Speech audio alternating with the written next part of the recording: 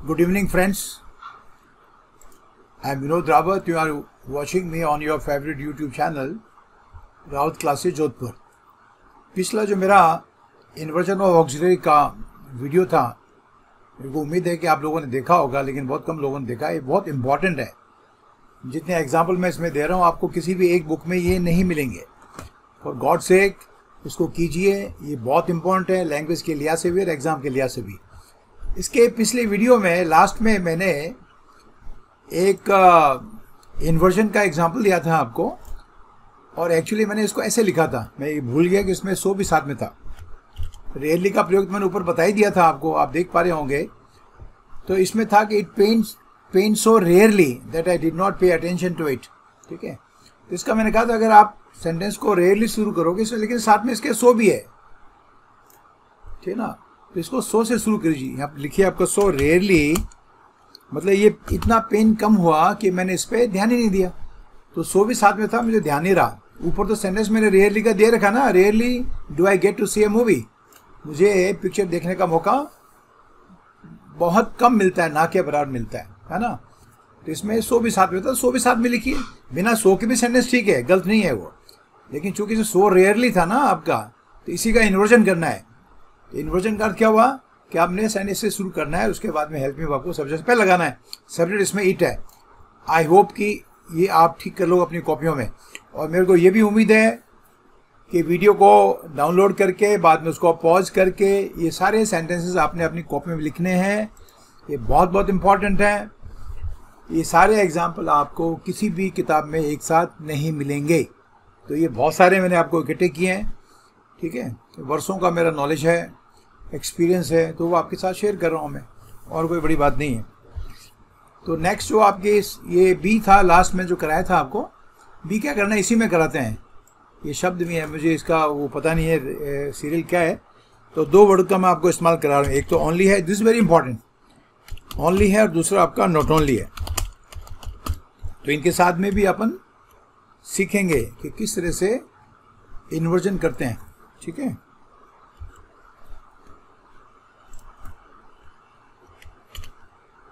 Only और not only, और only के तो बहुत सारे प्रयोग हैं, नॉट ओनली के भी बहुत सारे प्रयोग हैं, ठीक है आपका। और ओनली के साथ में अकेला नहीं है, ध्यान रखना, ओनली के साथ में दूसरे जुड़े हुए शब्द भी हो सकते हैं। अगर मैं आपको कहूँ he did it only when, मैंने साथ में व्हेन भी लगाया, ध्यान रखना आप। He did it only when I reminded him. और ऐसे सेंटेंस बनाना भी सीखो बच्चों, लैंग्वेज सीखो, बोलना सीखो। ये सेंटेंस आपके जबान पर चढ़े रहने चाहिए, और इसका मीनिंग भी समझो। ये उसने तभी किया जब मैंने उसको रिमाइंड करा, यानी याद दिलाया उसको, तो उसने किया। He did it only when I reminded him. अब अगर ओनली व्हेन से आप सेंटेंस शुरू कर रहे हो, ओनली व्हेन, ठीक है, तो आपको हेल्प मी आपको इन्वर्ट करना पड़ेगा। ओनली, ठीक है, क्या करोगे, only when I reminded him. इसमें ध्यान रखना, जैसे मैंने आपको पहले भी सेंटेंस में कहा था, ठीक है, इसका जो इन्वर्जन है वो सेकंड वर्ब में होगा, पहली वर्ब में नहीं होगा। Only when I reminded him, इसमें इन्वर्जन मत करना, only when did I remind him. Are you getting my point. इसमें इन्वर्जन सेकंड में भी लिख भी देता हूँ। यहाँ पर आपका इन्वर्जन जो होगा वो मैं इस बात इसमें लिखूंगा, only when I reminded him. अब इसका इन्वर्जन करो, डिड ही डू इट, ऐसे। इसलिए मैं कह रहा हूँ कि ये बहुत इंपॉर्टेंट है, इनको जबान पे चढ़ाओ। मैं आपको और भी एग्जाम्पल दे दूंगा इसके, अभी ना दूं क्योंकि वीडियो बहुत लंबा हो जाएगा। बहुत सारे एग्जाम्पल ऑलरेडी हैं इसके अंदर आपके, ठीक है। तो आप अपने खुद बनाओ, ठीक है ना। तो जब वो घर पहुंचा तब उसको ध्यान आया कि उसका मोबाइल तो उसके पास में है ही नहीं, तो कैसे करोगे, ठीक है ना। आपका ही realise that his mobile is not with him only when he reached home. अब ओनली व्हेन से अपने आप सेंटेंस बनाओ, only when he reached home did he realise that his cell phone या his phone was not with him. अपने आप बनाओ भैया, इसको ध्यान रखना बच्चों, ठीक है। और जिनकी सीखने के चाहत है वो सीख लेंगे, जिनको नहीं है तो उसका तो क्या कर सकते हैं। आपका वो कहावत याद रखना, you can take a horse to water but you can't make it drink. आप घोड़े को पानी तक ले जा सकते हैं, पानी पिला नहीं सकते उसको, ठीक है। एक शनि और दे रहा हूँ, कितना सुंदर शनि देखो आपका। और तुमको समझा रहा हूँ बच्चों, आप जब कोई टीचर पढ़ाता है तो उसके द्वारा दिए गए सेंटेंसेस का जो स्टैंडर्ड होता है ना, स्टैंडर्ड, उससे भी देख के आपको अंदाज़ा लगता है कि यार ये सेंटेंसेस थोड़ा स्टैंडर्ड के हैं। नहीं तो ऐसा लगेगा जैसे आपके 8वीं 9वीं बच्चों की क्लास में आपके एग्जाम्पल दे रहे हो आप। जैसे देखो आपका, he heaved a sigh of relief, ये मैंने क्लास में पहले भी कराया था एक बार आपको। और इसका अर्थ होता है कि चैन की सांस लेना। Heave a sigh of relief means चैन की सांस लेना। जैसे आपको कुछ चीज़ गुम गई और फिर मिल गई तो आप क्या कहते हो, हाँ थैंक गॉड मिल गई। इसको कहते हैं heave a sigh, he heaved a sigh of relief only when. और भी एग्जाम्पल देता रहा हूँ मैं, तभी तो कह रहा हूँ आपको, मैं और दे रहा हूँ, आप खुद बनाओ दुनिया भर के। Only when the plane landed, ये मैंने जो कॉलेज कोर्ट में हुआ था उससे इंस्पायर होकर सर ने लिखा है, heaved a sigh of relief only when the plane landed safely. ठीक है, उसने चैन की सांस तभी ली जब प्लेन जो है सेफली, सुरक्षित जो है लैंड कर गया, जब हवाई पट्टी पर उतर गया। तो ये नॉर्मल प्रयोग है ओनली व्हेन का। He heaved a sigh of relief only when, sorry दो ओनली नहीं, only when the plane landed safely. अब आपने ओनली व्हेन से सेंटेंस शुरू करना है। ओनली व्हेन, पहली वर्ब में इन्वर्जन नहीं होगा। ओनली व्हेन द प्लेन, ये ऐसे लिखा जाएगा, लैंडेड सेफली। अब दूसरी वर्ब में इसका इन्वर्जन होगा, इनका ध्यान रखना है। तो क्या कहोगे, did he heave a sigh of relief. अब ये बिल्कुल करेक्ट हो गया। और अगर इसको ऐसे लिख रहे हो आप, only when the plane landed safely, ठीक है, आपका he heaved a sigh of relief, है ना बच्चों। ठीक गलत हो गया, ये कह रहा हूं मैं आपसे। Now this and is wrong. Exam में इनका बहुत बड़ा महत्व है, तो इसको मैं चाहूंगा कि आप लोग इसको अच्छी तरह से सीखें आपका। ठीक है, अब मैं आपको नॉट ओनली का एग्जाम्पल दे रहा हूँ। नॉट ओनली बट ऑल्सो का जोड़ा आता है, नॉट ओनली बट ऑल्सो का जोड़ा है, लेकिन कभी भी जरूर नहीं है कि सेकंड पार्ट जो सेंटेंस का होता है उसमें आप बट पर ऑल्सो दोनों लगाएं। केवल बट से भी कह सकते हो, कोई दिक्कत की बात नहीं है। लेकिन ये दोनों का जोड़ा है। ये बाद में आपको मैं कोरिलेटिव कंजक्शन में भी पढ़ाऊंगा। कोरिलेटिव कंजक्शन जो आपके जोड़े में आता है ना, सो दैट, टू, ये वाले सारे आपका नो सूनर देन, कुछ प्रयोग उनमें भी यहाँ पर भी है और वहाँ पर भी कराऊंगा। ठीक है, अब इसके उदाहरण दे रहा हूँ। देखो ये भी बहुत इंपॉर्टेंट है आपका। अगर मैं आपको कहूँ कि उसने अपना बिजनेस सेटअप ही नहीं किया, सेटअप करने का अर्थ होता है बिजनेस को स्थापित करना। ये not only set up his business, past tense का सेंटेंस है। ठीक है, और सेट की तीनों फॉर्म सेट होती हैं। अब मैं लिख रहा हूं कि उसने अपना बिजनेस स्थापित ही नहीं किया, बल्कि उसको पूरे एशिया में या यूरोप में फैला दिया, but also spread it across Europe. ठीक है, और इसका भी ध्यान रखना बच्चों, स्प्रेड जो वर्ब है इसकी तीनों फॉर्म स्प्रेड होता है। ये स्प्रेड सिंपल पास्ट टेंस है। मैं जो कह रहा हूँ उसको ध्यान से सुना करो और वीडियो को अच्छी तरह देखा करो, एक एक शब्द को नोट किया करो जो आपके सीखने के लिए है। अगर आपको पहले से पता है कि स्प्रेड का पास्ट टेंस और थर्ड फॉर्म स्प्रेड होता है तो ठीक है, नहीं पता है तो उसको कहीं डायरी में लिखो, वर्ब को वर्ब में लिखिए आपका।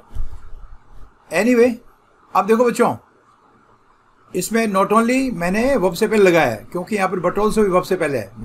ध्यान से देखना है इसको। बाकी इसकी जानकारी पूरी मैं बाद में दूंगा जब आपको कोरिलेटिव कंजक्शन पढ़ाऊंगा, ध्यान रखिएगा। ठीक है, अभी फिलहाल मैं आपको नॉट ओनली का प्रयोग दे रहा हूँ। ठीक है, नॉट ओनली वर्ब से पहले आ रहा है क्योंकि बट ऑल्सो भी वर्ब से पहले है, तो ये बिल्कुल ठीक है।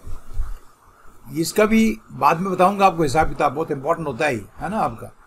ये तो मेरा ये कंजक्शन भी इसी में पढ़ा दूंगा और ये इन्वर्जन इसी में, तो खिचड़ी पक जाएगी। ठीक है, अब अगर मैं सेंटेंस को नॉट ओनली से शुरू कर रहा हूँ, नॉट ओनली, तो मुझे हेल्प मी वर्ब को पहले लिखना पड़ेगा। Not only did he set up his business, और बाकी सेम, बाकी कोई परिवर्तन होने वाला नहीं, ये करेक्ट है। लेकिन अगर आपने इसको ऐसे लिखा कि not only he set up his business, ये गलत हो गया, अभी गलत हो गया। This sentence is wrong. क्यों रॉन्ग हो गया? कि आप सेंटेंस को नॉट ओनली से शुरू कर रहे हो और हेल्प मी वर्ब को इन्वर्ट नहीं कर रहे हो, तो गलत हो गया आपका। तो इसके एग्जाम्पल का आपने ध्यान रखना। अब जो नेक्स्ट बता रहा हूँ वो आपका है नो सूनर देन। ये कितनी बार एग्जाम में आता है आपके, है ना। एक तो जोड़े याद रखने हैं आपने, नो सुन का जोड़ा देन होता है। मैंने आपको कहा भी था कि बाद में इसको कंजक्शन में पढ़ाऊंगा। इसमें और भी चीज़ें जुड़ी हुई हैं जो अभी मैं आपको नहीं बताऊंगा, नहीं तो ये वीडियो बहुत लंबा हो जाएगा, ठीक है। हाँ, इसके साथ में ये भी कोरिलेटिव कंजक्शन होते हैं, हार्डली, स्केसली और व्हेन, है ना। ये भी आती है, ये सब नेगेटिव एडवर्बियल्स हैं। हार्डली, स्केसली वैसे अपने आप में नेगेटिव है। जोड़े याद रखना है आपने, नो सुन का जोड़ा देन है, ठीक है, और हार्डली स्केस के साथ में व्हेन का प्रयोग करना, ठीक है। याद करने का तरीका भी होता है इसका।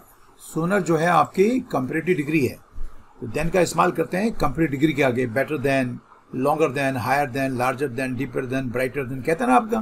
तो इसलिए कभी एग्जाम में ये यहाँ पर देन आ जाएगा नो सुनर के साथ में, लेकिन नो सुनर का जोड़ा व्हेन नहीं है, देन है, और व्हेन इसके साथ में अपने आप याद हो जाएगा। इनके अंदर भी इन्वर्जन का प्रयोग होता है। कैसे होता है मैं आपको बता रहा हूँ। नॉर्मली नो सुनर का प्रयोग नॉर्मली वर्ब से पहले किया जाता है, और इन दोनों जो आपके कंजक्शंस हैं, ये कोरिलेटिव कंजक्शन का होता है वो कंजक्शन जो जोड़े में आते हैं, ठीक है। तो इनका इस्तेमाल तब किया जाता है जब आपने बताना हो कि जैसे एक काम हुआ वैसे दूसरा काम भी हो गया। ये कह लो कि दोनों काम लगभग साथ हुए हैं। दोनों जो एक्शंस हैं, the two actions happen simultaneously, ऐसे कह सकते हैं आप, ठीक है। जैसे अगर मैं आपको कहूँ वो घर पहुंचा ही था और उसके बॉस का फोन आ गया, तो मैं कैसे कहूँगा कि he had no sooner reached home। ये क्लॉज आप सिंपल पास्ट में भी कह सकते हो, कोई दिक्कत की बात नहीं है। he had no sooner reached home, लेकिन no sooner का प्रयोग मैंने कहाँ किया है, वर्ब से पहले। ये आपने ध्यान रखना है, he had no sooner reached home। अब आपने यहाँ पर देन लगाना, वेन लगाते ही गलत हो जाएगा। देन नहीं लगाना, वेन नहीं लगाना, देन लगाना है। Then his boss called him, और इसका मीनिंग हो गया बच्चों कि वो घर पहुंचा ही था और उसके बॉस का कॉल आ गया, बॉस ने उसको कॉल किया। अब ये नो सुनर का प्रयोग बिल्कुल ठीक है, क्योंकि इसका साधारण रूप में प्रयोग वर्ब से पहले होता है। और अगर आप सेंटेंस को नो सुनर से स्टार्ट कर रहे हो, ठीक है ना आप, ठीक है, तो आपको हेल्प में आपको पहले लिखना no sooner had he reached home, ठीक है। बाकी सेंटेंस मैं नहीं लिख रहा हूँ क्योंकि सेम ऊपर वाला है। लेकिन अगर सेंटेंस को आपने ऐसे लिखा, no sooner he had reached home, ये सेंटेंस आपका गलत हो जाता है, sentence is wrong. I hope कि आपको समझ आ गया आपका, ठीक है। ये बहुत सारे हैं, आगे और भी कई कॉम्प्लिकेटेड भी आएंगे, तो अपने ध्यान से उनको करना है, ठीक है। एक आपका ओनली का मैं एक प्रयोग भूल गया हूँ, तो उसको मैं बीच में आपको बता देता हूँ। इतना ओनली का तो एक बहुत शानदार प्रयोग है ओनली का, और एक्चुअली उसमें आपका लैंग्वेज का भी बहुत इंपॉर्टेंस है, मैं बताता हूँ कैसे आप, ठीक है। और ये प्रयोग होता है ओनली का, किस तरह से इसमें इन्वर्जन करते हैं उसको थोड़ा आप ध्यान से सुनिए आप। पहले मैं हिंदी में सेंटेंस बताता हूँ। मैंने किसी के लिए कहा, मैंने सोचा कि शायद ये तो अमेरिका जा चुका होगा, लेकिन हाल ही में मुझे पता लगा है वो तो होटल में बर्तन धो रहा है। सेंटेंस में आ गया। मैं एक बार फिर कह रहा हूँ हिंदी में इसको धीरे से, ठीक है, मैं यानी स्लो। मैंने सोचा राज जो है अमेरिका जा चुका होगा, लेकिन मुझे हाल ही में पता लगा है कि वो यहाँ इंडिया में एक होटल में बर्तन धो रहा है या वेटर का काम कर रहा है। तो उसको कैसे कहूँगा, मैं ऐसे कहूँगा, I thought Raj had gone to the US but only recently. अब आपने पता करना है सेंटेंस ठीक है गलत है। But only recently I discovered that he was working as a waiter in a hotel. तो आपको ये बता रहा हूँ बच्चों कि आपने ये ग्रामर के रूल पढ़ने, ग्रामर के रूल पे आधारित करेक्ट सेंटेंस लिख के वो भाषा को बोलना भी सीखना है। इस तरह के सेंटेंस जितने भी बनते हैं उन सब को आप बना सकते हो इसी कंस्ट्रक्शन से। मैंने सोचा इस लड़की की शादी हो चुकी होगी और उसके तो बच्चे भी हो गए होंगे, लेकिन हाल ही में पता लगा है मेरे को तो अभी भी कमा रही है, मतलब उसकी शादी नहीं हुई है। I thought she had been married and had kids, ठीक है, had kids but only recently. अभी ये गलत है, इसलिए मैं गलत बोल नहीं रहा हूँ, मेरे मुंह पे निकलेगा नहीं, लेकिन ठीक बोलूँ तो कहूँगा but only recently did I find out that she was still unmarried. सब तरह के सेंटेंस आप बना सकते हो, ठीक है। और सेंटेंस बनाने की काबिलियत ही आपकी इंग्लिश की जो स्ट्रेंथ बनेगी, ध्यान रखना, ठीक है।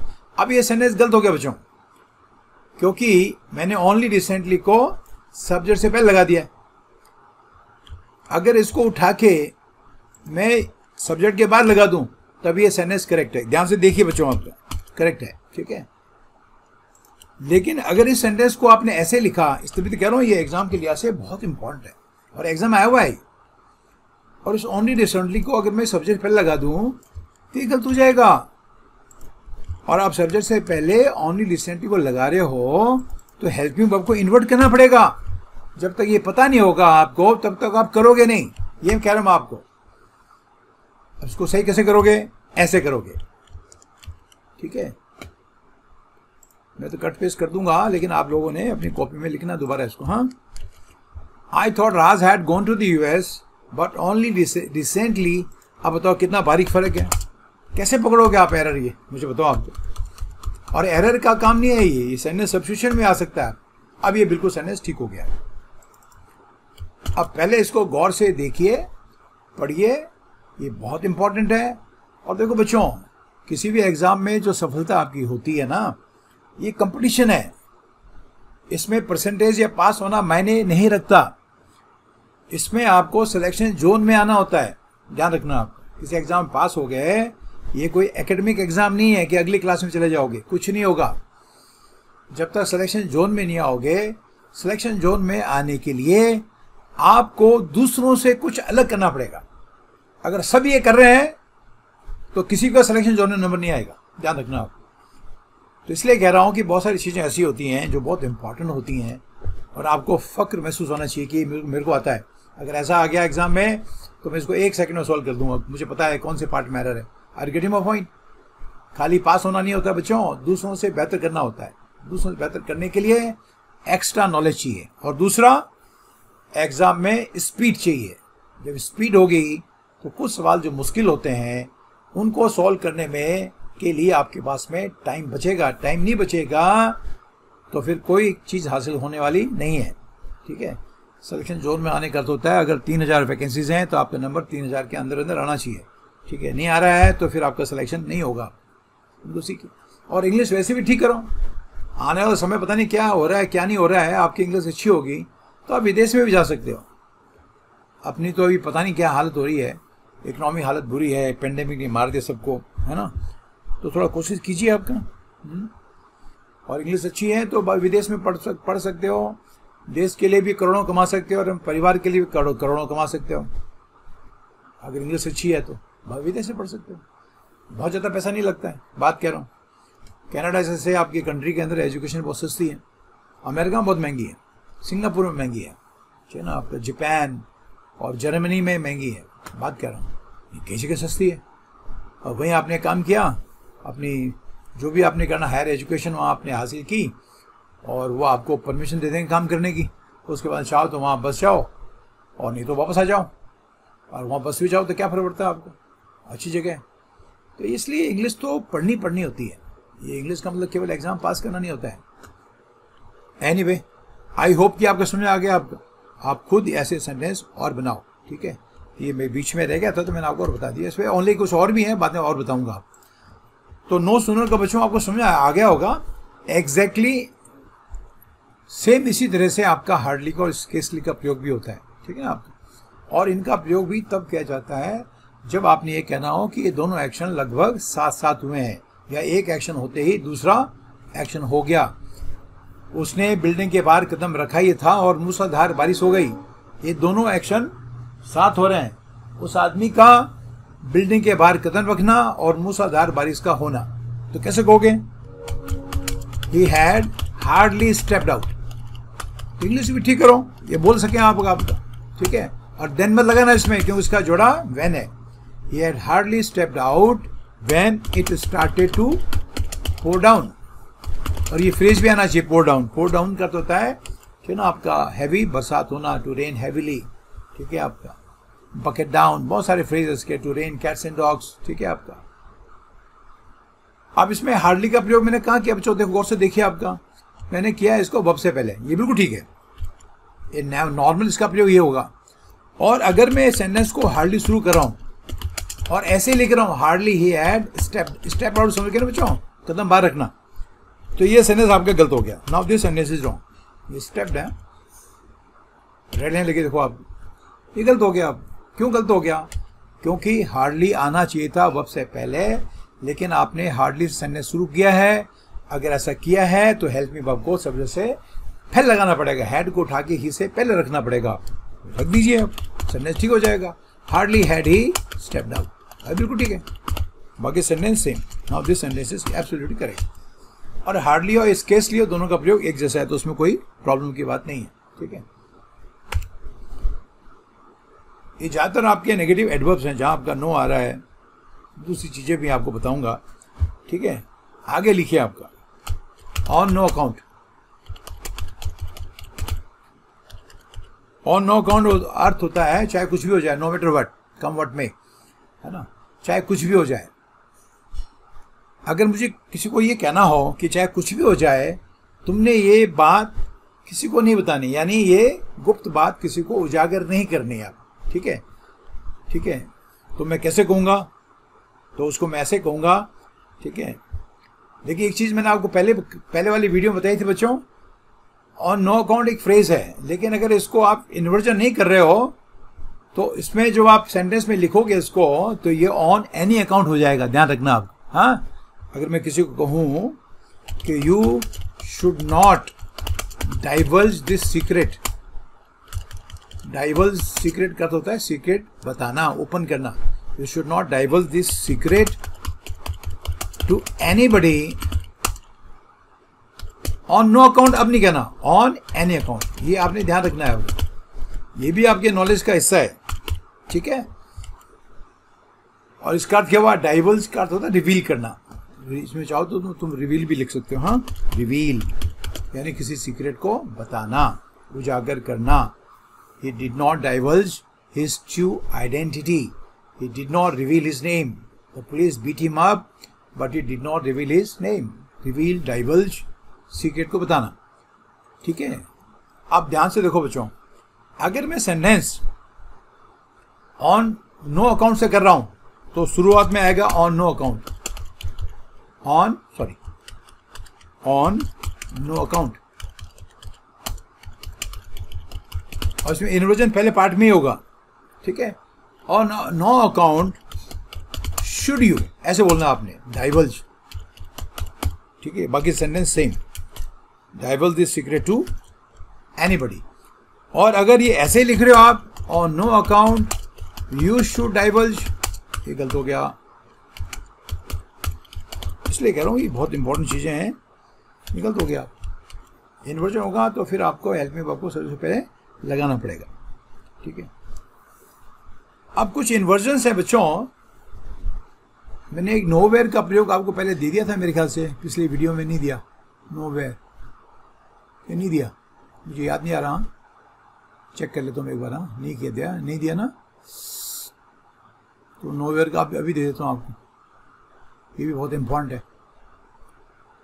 नोवेयर के बारे में आपको मैं सेंटेंस दे देता हूँ, ये बहुत बहुत इंपॉर्टेंट चीज़ें हैं। किताबें मिलते तो हैं, ऐसी बात नहीं कि नहीं है, लेकिन सब चीज़ें नहीं मिलती हैं, तो ये आपने थोड़ा ध्यान रखना है, ठीक है। अगर आपने ये कहना हो कि आपको मेरे जैसा दोस्त कहीं नहीं मिलेगा, तो मैं आपको ऐसे कहूँगा, यू विल नोवेयर, और नोवेयर को साथ लिखना, अलग नहीं लिखना, एक ही वर्ड है। यू विल नोवेयर फाइंड, अब तो वर्ब से पहले आ रहा है, इन्वर्जन जो है ही नहीं। You will nowhere find a friend like me, ठीक है। मेरा जैसा दोस्त आपको कहीं नहीं मिले, You will nowhere find a friend like me, ठीक है। अच्छा, अब अगर आप नोवेयर से सेंटेंस शुरू कर रहे हो आप, ठीक है, आपने सेंटेंस शुरू किया नोवेयर से और ऐसे ही लिख दिया nowhere you will find a friend like me, गलत हो गया आपका बच्चों, ये गलत हो गया, दिस इज रॉन्ग। अगर सेंटेंस नोवेयर से शुरू कर रहे हो, ठीक है, तो हेल्प मी वर्ब को इन्वर्ट करना पड़ेगा, nowhere will you find a friend like me, अभी बिल्कुल ठीक हो गया। तो ये सब चीज़ें बड़ी इंपॉर्टेंट है, ध्यान रखना, ठीक है। ऐसे खूब सारे सुनो, आपको यहाँ की जैसी मिठाई और कहीं नहीं मिलेगी। You will nowhere find sweets like that of this town, ठीक है ना। आपका इसमें दैट ऑफ का प्रयोग करना बराबरी के लिए, बाद में पढ़ाऊंगा आप, ठीक है, यह एडजेक्टिव में तुलना में, ठीक है। आपको यहाँ का जैसा मौसम और कहीं नहीं मिलेगा। You will nowhere find, ठीक है ना, आपका वेदर लाइक या that of this place, weather like that of this place, यहाँ का जैसा। प्लेस क्योंकि निर्जीव चीज है तो उसमें एपोस्ट्रोफी एस का प्रयोग नहीं करना, ठीक है। तेरे को मेरी कॉलेज जैसी कॉलेज और कहीं नहीं मिलेगी। You will nowhere find a college like mine. अब यहाँ पर मी मत लिखना, माइन लिखना। Mine means my like my college, ठीक है ना। चलो लिख भी देता हूँ इसको। यू विल, और इसका इन्वर्जन अपने आप करना। You will nowhere find a college like mine. Mine means my college, तो मेरी सी कॉलेज आपको और कहीं नहीं मिलेगी। You will nowhere find, और नो वेयर सेंटेंस शुरू करो तो क्या कहोगे, nowhere will you find. Tense कोई भी हो, ध्यान रखना आप, ठीक है ना। अगर ये ऐसे लिखा हुआ है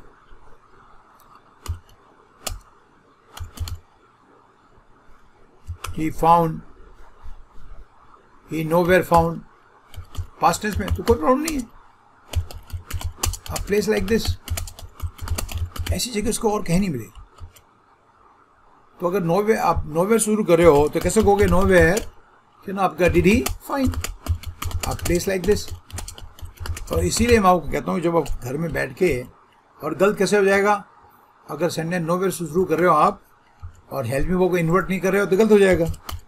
ऐसे लिखा आपने नोवेयर ही फाउंड, ये गलत हो गया आपको, दिस इज रॉन्ग, ठीक है।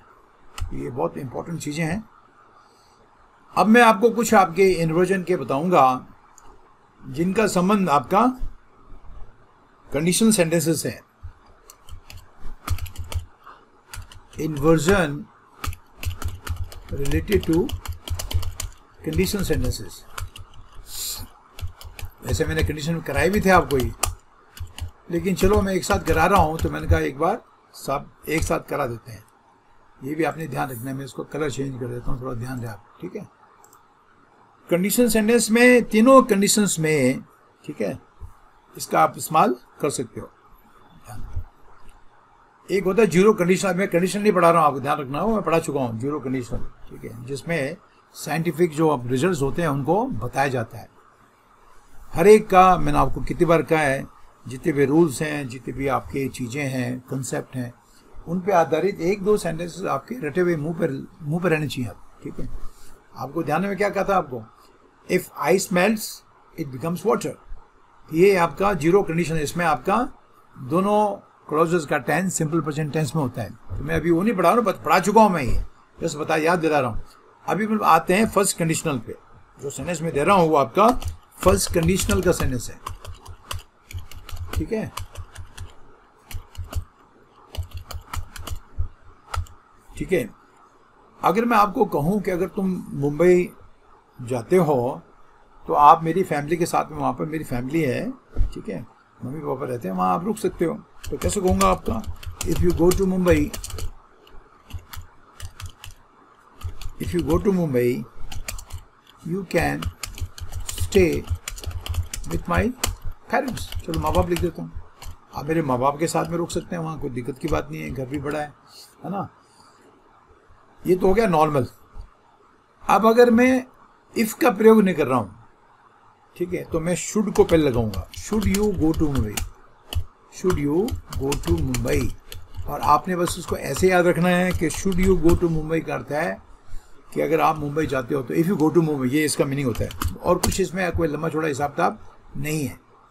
मैं जो कह रहा हूँ बात समझाइए बच्चों आपके, should you go to Mumbai, बाकी सेम मैं उसको लिख नहीं रहा हूँ, you can stay with my parents, ठीक है।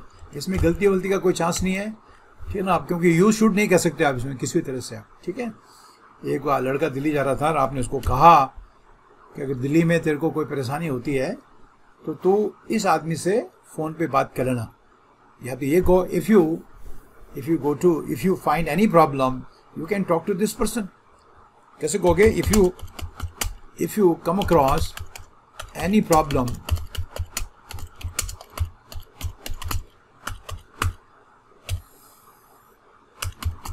you can call this person या you can talk to this person.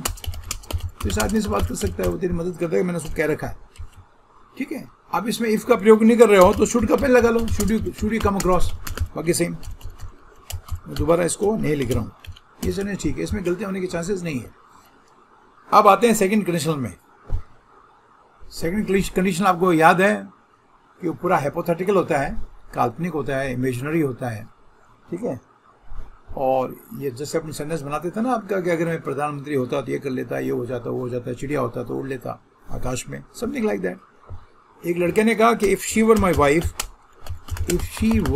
Wife, ये मैंने आपको उसमें भी कराया था, ध्यान रखना आपका, सब्जेक्टिव मूड में बहुत इंपॉर्टेंट चीज़ें मैंने कराई हैं आपको. भगवान मालिक है, आपने इनको पढ़ा कि नहीं पढ़ा, कितना याद किया. If she were my wife I would divorce her. I would. इसका मीनिंग हो गया. और ये हाइपोथेटिकल क्यों है कि वो मेरी वाइफ है नहीं, तो भी तो कह रहा हूँ अगर वो मेरी वाइफ हो तो मैं उसको डिवोर्स कर दूँ, ये प्रेजेंट का होता है. और आपको मैंने जब ये कराए थे सब्जेक्टिव मूड, उसमें आपको एक फॉर्मूला बताया था, 1 टेंस बैक. अगर ये सिंपल पास्ट में है, इसका संबंध प्रेजेंट से है, ध्यान रखना. इसका संबंध कब से है? प्रेजेंट से. If she were my wife I would divorce her, ठीक है. अगर वो मेरी वाइफ हो तो मैं उसको डिवोर्स कर दूं, ध्यान रखना, ठीक है. अब इसमें इन्वर्जन का क्या है? अब इफ को हटा दो, वर को पे लगा दो, वर शी माई वाइफ. बाकी सेम, आई वुड डिवोर्स हर. इसमें वुड का ही प्रयोग होगा, ध्यान रखना आपको, ठीक है. तो ये सेकंड कंडीशन मैंने आपको बताया. और ठीक इसी तरह से थर्ड कंडीशन बताता है सिचुएशन ऑफ इम्पॉसिबिलिटी. कंडीशन पढ़ा चुका हूँ बच्चों आपको अच्छी तरह से, ध्यान रखना, ठीक है. तो किसी ने कहा अगर हमारे टीम में सचिन होता तो हम ये मैच जीत जाते. तो उसने क्या कहोगे? If we had. और चूंकि आपका ये सिचुएशन ऑफ इम्पॉसिबिलिटी है, ये इफ है, सॉरी, हाँ. इफ़ वी हैड तो ये पास्ट परफेक्ट में होता है बच्चों. केवल हैड सिंपल पास्ट होता है, तो इसके साथ में एक हैड और लगाना पड़ेगा जो वर्ब की थर्ड फॉर्म होगी. इफ़ वी हैड, ये भी ध्यान रखना. If we had Sachin in the team, ठीक है. और दूसरे क्लॉज में अपन would have, should have, could have के साथ में वर्ब की थर्ड फॉर्म लगाते हैं. We would have won the match. और इसका अर्थ हो गया कि सचिन टीम में होता तो हम मैच जीत जाते, ठीक है. मैं भी कंडीशन नहीं पढ़ा रहा हूँ अभी आपको, तो इसलिए मैंने कई बार आपको बोला भी है ना कि इंग्लिश में बहुत सारी चीज़ें ओवरलैप करती हैं. ये इसमें भी होता है, उसमें तो वो ढंग से पढ़ेगा तो सब याद हो जाएगा उसको. हम तो यहाँ पर कोर्स पूरा करने के चक्कर में घूमते रहते हैं. अरे कोर्स पूरा नहीं होता है, 20 बार रिपीट होता है, ये भी ध्यान रखना आप. ये सेंटेंस तो कंडीशनल है, तो मैं पढ़ा चुका हूँ कंडीशनल आपको. If we had Sachin in the team we would have won the match, ठीक है. अगर आप इफ़ का प्रयोग नहीं कर रहे हो तो हैड को इन्वर्ट कर दो. Had we had Sachin in the team. समझ आया? ऐसे लिख दीजिए आप. बाकी सेम. अब सेंटेंस बिल्कुल करेक्ट है, इसमें गलती होने के चांसेस नहीं है, ये बता रहा हूँ आप, ठीक है.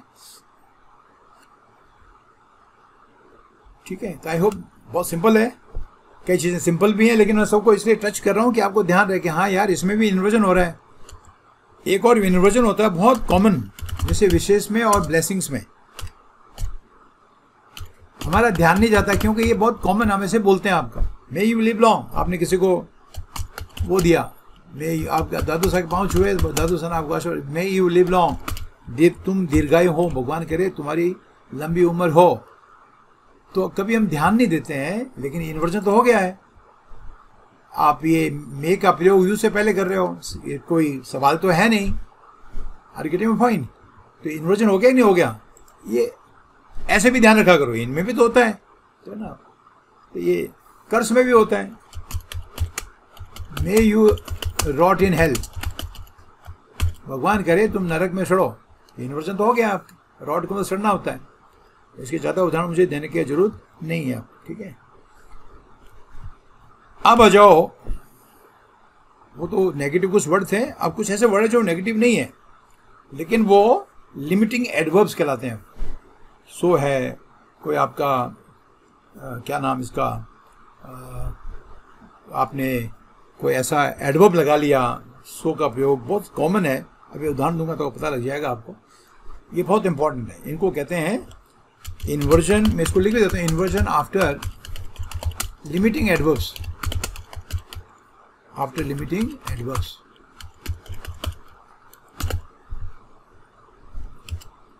तो ये भी बहुत शानदार प्रयोग है, हालांकि वो ओनली का प्रयोग मैंने वहाँ दे दिया आपको, ओनली के और भी बहुत सारे प्रयोग उनको आपको देता हूँ। लिमिटिंग का अर्थ क्या होता है कि आप किसी चीज़ को किसी एडवर्ब से लिमिट कर रहे हो। जैसे आपने कहा इतना अच्छा गाया कि सब मंत्र मुग्ध हो गए। अब इस सेंटेंस को दो तरह लिखा जा सकता है। जैसे आप ऐसे कह सकते हो, she sang so melodiously that everybody was mesmerized या hypnotized, सब लोग मंत्र मुग्ध हो गया। She sang so melodiously। अब ये सो क्या कर रहा है, ये मेलोडियस को लिमिट कर रहा है, कितना डिग्री बता रहा है, सो मेलोडियसली, और उसका रिजल्ट दैट से बताते हैं, करते हैं ना आपका। He is so happy that he is dancing, क्या ना आपका। The food was so tasty, क्या ना आपका। दैट वी एट टू सरफिट, क्या ना आपका, आपने धाप के खाया। ईट टू सरफिट फ्रेज है, मुंह से निकल गया तो लिख लो इसको, ईट टू सरफिट। अभी मैं आपका एक वोकैब का एक शानदार तैयार कर रहा हूँ, वो वीडियो भी काफ़ी लंबा होगा। चलिए पहले इसको कर लेते तो बाद में बात करेंगे उसकी, ठीक है। सी sang so, इसको तो मैं हटा दूँ क्या इसको, या नीचे लिया इसको, नहीं तो इसमें कंफ्यूज हो जाएंगे आपको। ईट टू सरफिट का तो होता है धाप के जिमना, मैं इसको हटा रहा हूँ, ठीक है। सरफिट, हाँ कभी इसके वाक्य में कराऊंगा आपको। सी sang so melodiously that everybody was mesmerized, इसका अर्थ हो गया उसने इतना मधुर गाया, मीठा, melodiously मीन्स स्वीटली गाया कि सब मंत्र मुग्ध हो गए, ठीक बच्चों। ये जो सो आपका एडवर्ब है ये लिमिटिंग है, इसको लिमिटिंग इसलिए कहते हैं क्योंकि ये डिग्री बता रहा है कितना मीठा गाया उसने, इतना कि सब मंत्र मुग्ध हो गए, इसको कहते हैं लिमिटिंग एडवर्ब, ठीक है। ओनली है, सो है, ये सारे लिमिटिंग एडवर्ब्स कहलाते हैं। एनीवे, अब ये सो मेलोडियसली को अगर मैं पहले ले जाऊं, सो मेलोडियसली, और ऐसे लिख दूं सी sang, तो ये सब गलत हो जाएगा, और बाकी सेम, ये गलत हो गया। तो इसका नियम है, अगर आप लिमिटिंग एडवर्ब को, और नेचुरल एडवर्ब अकेला तो आएगा नहीं, ये चूंकि एडवर्ब है तो दूसरे एडवर्ब के साथ में आएगा, एडजेक्टिव के साथ में आएगा। सो मेलोडियसली डिड शी सिंग, ऐसे बोलना पड़ेगा, ये बहुत इंपॉर्टेंट है। और बाद में दैट के बाद में जो ऊपर लिखा है वो सेम रिपीट कर दो। So melodiously did she sing that everybody was, क्या ना, mesmerized, hypnotized, that's right।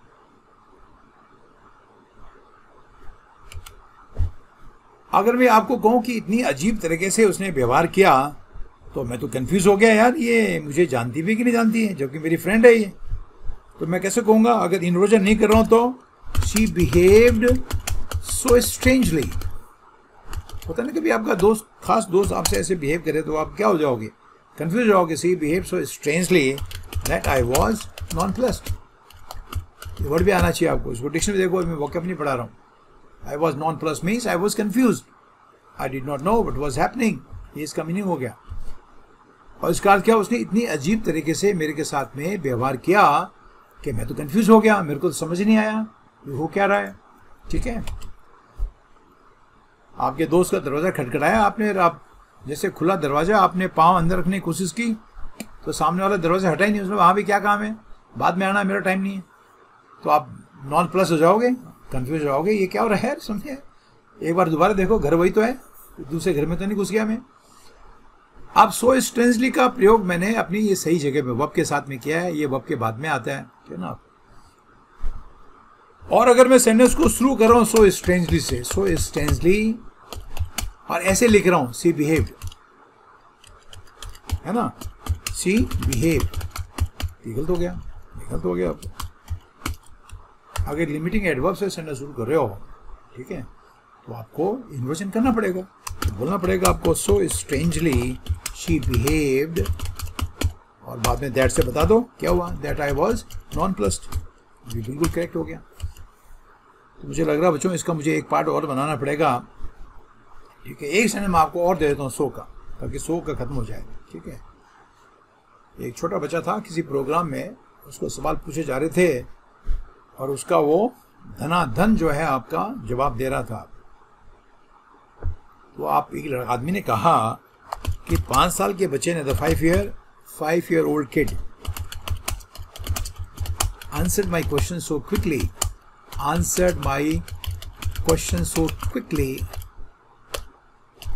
ठीक है, that I was taken aback,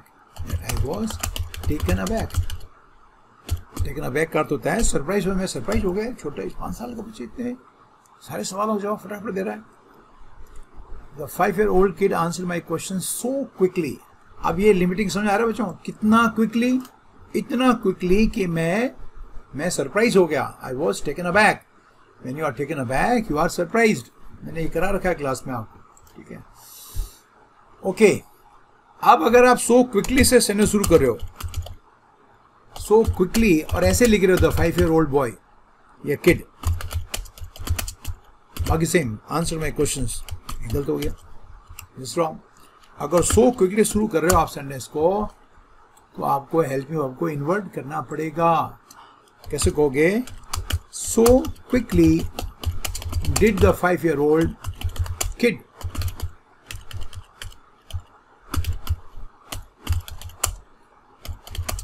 answer नहीं, आंसर माई, बाकी सेम, बाकी मैं नहीं लिख रहा हूँ भाई, my questions that I was taken aback. बिल्कुल करेक्ट हो गया। ठीक है बच्चों, ये भी वीडियो 40 मिनट से ऊपर हो गया है। मैं नहीं चाह रहा था कि ज़्यादा बड़ा बने, मुझे लग रहा है इसका एक पार्ट मुझे और बनाना पड़ेगा।